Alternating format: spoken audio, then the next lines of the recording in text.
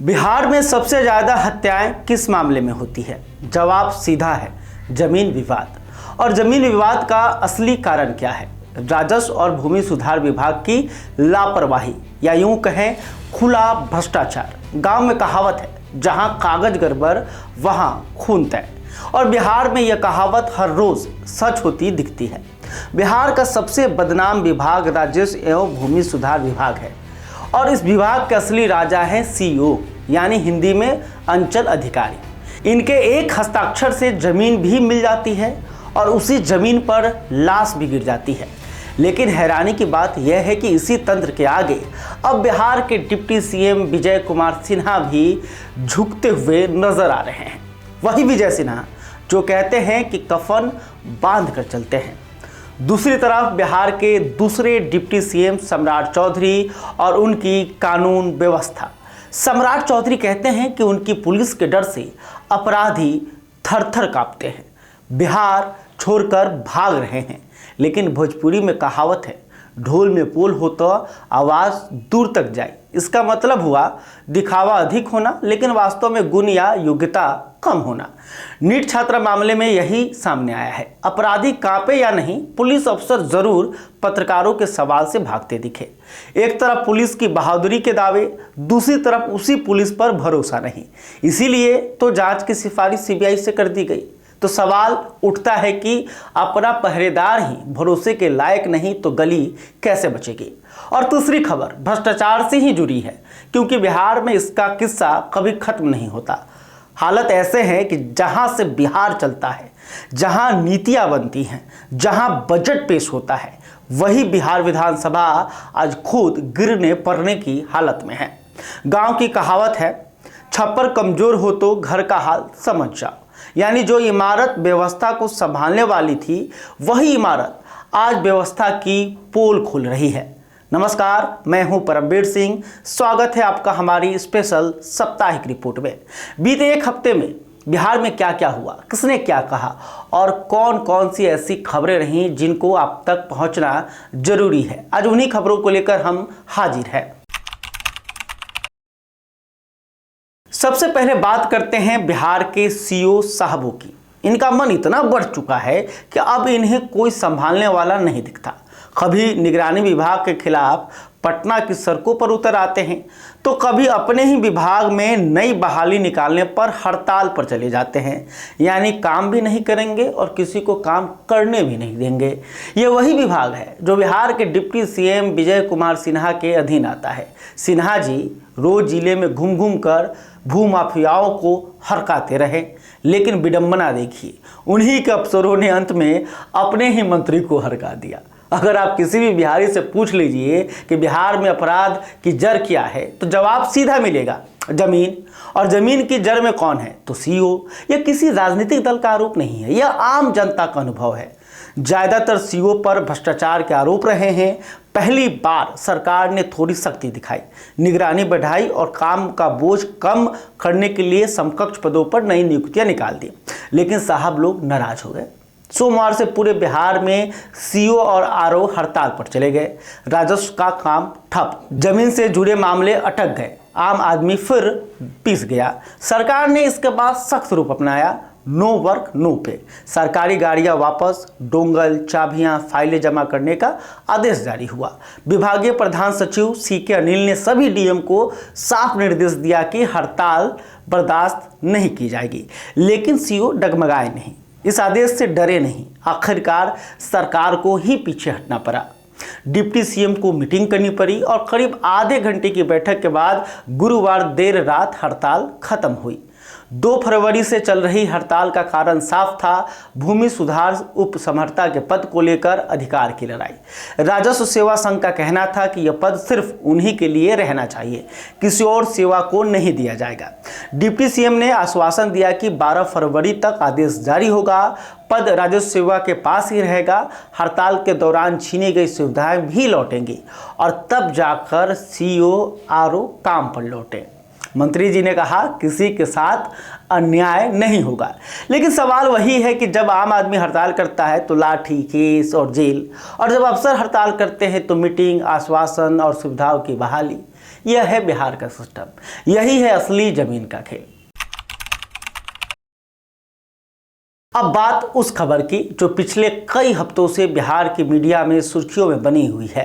Patna NEET छात्रा की मौत का मामला। एक छात्रा जिसका सपना डॉक्टर बनने का था, आज उसकी मौत एक ऐसी गुत्थी बन चुकी है जिसे बिहार पुलिस अब तक सुलझा नहीं पाई है। गांव में कहावत है कि जांच जितना खींचे सच उतना दबे, और इस मामले में भी कुछ ऐसा ही होता दिख रहा है। बिहार के नए गृह मंत्री सम्राट चौधरी अब इस पूरे मामले की जांच सीबीआई को सौंपने की सिफारिश कर चुके हैं। यानी साफ है, राज्य सरकार और पुलिस अब इस मामले से अपना पीछा छुड़ाना चाहती है। लेकिन जरा बिहार पुलिस की लापरवाही भी देखिए, जिसके कसीदे गढ़ते गढ़ते सम्राट चौधरी नहीं थकते। छात्रा की मौत के बाद पटना पुलिस ने बकायदा प्रेस कॉन्फ्रेंस बुलाकर दावा किया था यह आत्महत्या का मामला है, लड़की के साथ कोई रेप या रेप की कोशिश नहीं हुई। लेकिन यही दावा पहले पोस्टमार्टम रिपोर्ट ने और फिर फॉरेंसिक रिपोर्ट ने गलत साबित कर दिया। पोस्टमार्टम रिपोर्ट कहती है लड़की के साथ जबरदस्ती करने की कोशिश हुई, उसके शरीर पर जख्मों के निशान हैं और सबसे अहम उसके अंडरगारमेंट से मेल स्पर्म के सबूत मिले हैं। तो सवाल उठता है, पुलिस की प्रेस कॉन्फ्रेंस सही थी या पोस्टमार्टम और फॉरेंसिक रिपोर्ट? 31 जनवरी को नीट छात्रा के माता पिता और भाई को बिहार के डीजीपी विनय कुमार ने अपने घर बुलाया।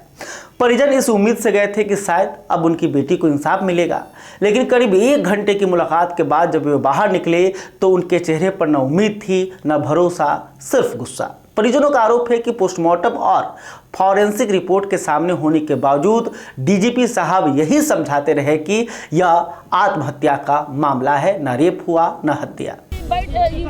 सुसाइड हुआ है, अथी नहीं हुआ है, रेप नहीं हुआ है। क्या मुलाकात करें? किस बात का मुलाकात? लगता है कि आप लोगों को इंसाफ मिलेगा? जी ना, अभी तक कोई इंसाफ की उम्मीद नहीं है। मेरी बेटी का न्याय दिएगा, कोई अथी देने वाले नहीं है। यहाँ बिका हुए हैं, पुलिस सब बिके हुए हैं। क्या कोऑपरेट किए? कोऑपरेट न्याय के लिए हम आए थे यहाँ न्याय नहीं मिल रहा है। डीएसपी रहे, एसपी रहे, चाहे कौन चौधरी हैं, कौन चौधरी तो बुला रहे हैं। पानी डीजीपी देख रही है मम्मी के हालात, वही मान लीजिए कि सुसाइड कर रही बस। सोचिए, राज्य का सबसे बड़ा पुलिस ऑफिसर, बिहार पुलिस का मुखिया, जिसके सामने रिपोर्ट भी है, सबूत भी है, वही अगर पीड़ित माँ बाप से कहे कि इस केस में कुछ नहीं रखा है तो उस बाप की हालत क्या होगी। परिजनों के मुताबिक इस बैठक में डीजीपी ने यह भी जोर दिया कि वे गृह मंत्री सम्राट चौधरी से उनके घर जाकर मिले, लेकिन शायद तभी माँ बाप समझ चुके थे कि बिहार पुलिस पहले ही तय कर चुकी है कि पोस्टमार्टम और फॉरेंसिक रिपोर्ट या तो झूठी है या बेकार। इसलिए उन्होंने गृह मंत्री से मिलने से इनकार कर दिया और पटना से अपने घर जहानाबाद लौट गए। और जैसे ही परिवार जहानाबाद लौटता है, उसी शाम बिहार सरकार इस मामले की जांच सीबीआई को सौंपने की सिफारिश कर देती है। पिछले 25 दिनों में 2 जांच टीमें बनी, एसआईटी बनी, सीआईडी को जोड़ा गया, लेकिन नतीजा 0, 0। और इस तरह एक और मामला सीबीआई की झोली में डाल दिया गया।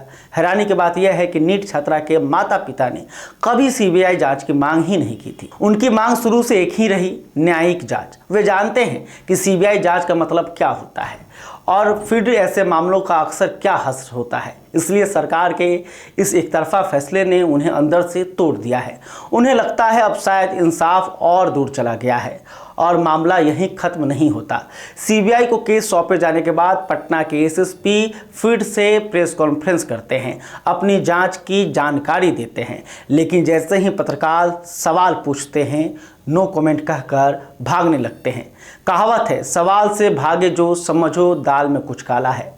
देखिए, यह मामला अब सिर्फ नीट छात्रा की मौत का नहीं है, यह बिहार की पुलिस, सरकार और न्याय व्यवस्था पर भरोसे की अग्नि परीक्षा है और बिहार अब बयान नहीं, जवाब चाहता है। बिहार विधानसभा का बजट सत्र चल रहा है, नीतियां बन रही हैं, आंकड़े गिनाए जा रहे हैं और विकास की बड़ी बड़ी बातें हो रही हैं, लेकिन बजट सत्र के चौथे ही दिन विधानसभा परिसर से एक ऐसी तस्वीर सामने आई जिसने पूरी व्यवस्था पर सवाल खड़े कर दिए। सदन की कार्यवाही के लिए जब विधायक परिसर में पहुंच रहे थे, उसी वक्त मुख्य विधानसभा भवन का छज्जा अचानक झरझरा कर गिर पड़ा। गनीमत बस इतनी रही कि उस समय नीचे कोई मौजूद नहीं था, इसलिए इस हादसे में किसी तरह की जान हानि नहीं हुई। लेकिन गांव में कहते हैं आज बच गए तो कल की गारंटी कौन लेगा। इस घटना के बाद कुछ देर के लिए परिसर में अफरा तफरी मच गई। सवाल हर चेहरे पर था, अगर यही छज्जा 5 मिनट पहले गिर जाता तो क्या होता। हैरानी की बात यह है कि बजट सत्र से ठीक पहले विधानसभा भवन में मरम्मत, रंग रोगन और सजावट का काम कराया गया था। लोकसभा अध्यक्ष ओम बिरला के संभावित आगमन को देखते हुए पूरा परिसर को चमकाने संवारने में करोड़ों रुपए खर्च किए गए। इसके लिए बाकायदा टेंडर जारी हुआ, ठेके दिए गए और काम पूरा होने के दावे भी किए गए। लेकिन सजावट के इस चमकदार पर्दे के पीछे हकीकत यह निकली कि विधानसभा की मुख्य इमारत का हिस्सा ही गिर पड़ा। गांव की भाषा में कहे तो ऊपर से रंग रोगन, अंदर से मिट्टी। अब सवाल यह है कि जब जहां से बिहार की नीतियां बनती है, जहां से बजट पेश होता है, वही इमारत सुरक्षित नहीं है, तो आम आदमी की सुरक्षा का भरोसा किस पर छोड़ा जाए। यह घटना सिर्फ एक छज्जा गिरने की नहीं है, यह सवाल है निर्माण कार्यों की गुणवत्ता का, ठेकेदार के सिस्टम का और जवाबदेही का। फिलहाल इस पूरे मामले में सरकार की ओर से आधिकारिक प्रतिक्रिया का इंतजार है, लेकिन विधानसभा परिसर में छज्जा गिरने की यह घटना बिहार की व्यवस्था पर एक बड़ा सवाल छोड़ गई है, क्योंकि गाँव में एक और कहावत है, जिस घर का छप्पर हिले उस घर की बात कौन माने। इस साप्ताहिक रिपोर्ट में बस इतना ही। अब मिलते हैं अगले सप्ताह, तब तक के लिए बहुत बहुत धन्यवाद।